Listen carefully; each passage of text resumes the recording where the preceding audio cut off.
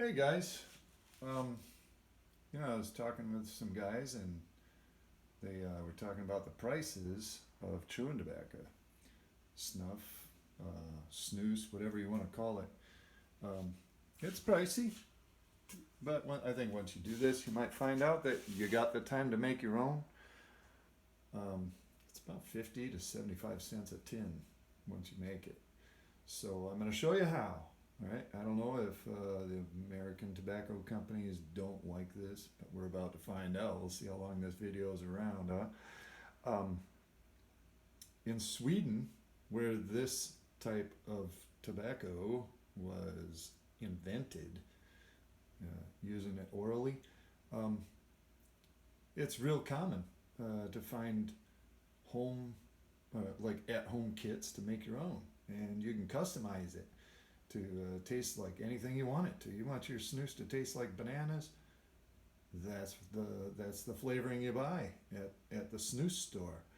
And by the way, if you're trying to YouTube this stuff and research it, it is spelled SNUS in Sweden.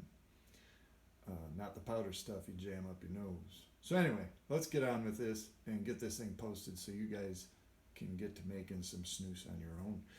First thing you're going to need is some tobacco, just any old pipe tobacco. It's already cured and everything. You're also going to want to grind it up, so get a coffee grinder. And I want to warn you guys right away, do not use your wife's equipment because this stuff is always going to stink like tobacco. So get yourself to the thrift store or something like that. Get you a cheap grinder, make that stuff into powder, or any way you like it, really.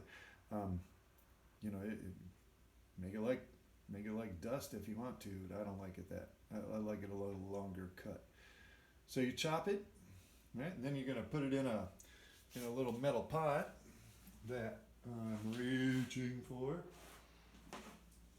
Right, so you chop it and you put it in this little pot. Nice little pot. And this little pot fits inside of a pressure cooker.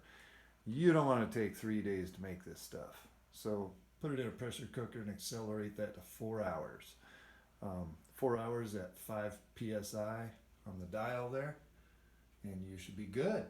Now you're not going to throw it right in there. You've got to add a few things. Right? You're going to need water. You're going to need some salt.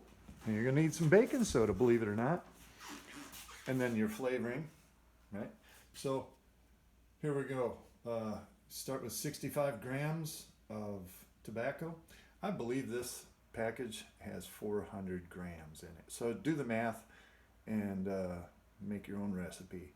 But 65 grams of tobacco, 6.5 grams of salt, 75 grams of water, and that's what you mix up your water with the salt, and then pour it in the tobacco that you've already chopped up and put in that pan, and put it in that pan and put it on a low heat. Once you get it to 5 psi, maybe don't go too high, but 5 psi is pretty good. So you knock that out, and 4 hours later, open it up. You add your 6.5 grams of baking soda and put it in this little deal here, right? Put it in something and stick it in the fridge. It will get better and better and better. The longer you age it, just don't do it out at room temperature because it'll get moldy and whatnot. So treat it like a food, stick it in your fridge, and fill your tins from there with a spoon. That's what I do anyway. Man, I tell you, it is easier on the gums. It has double the nicotine. You'll go through half as much tobacco. And it is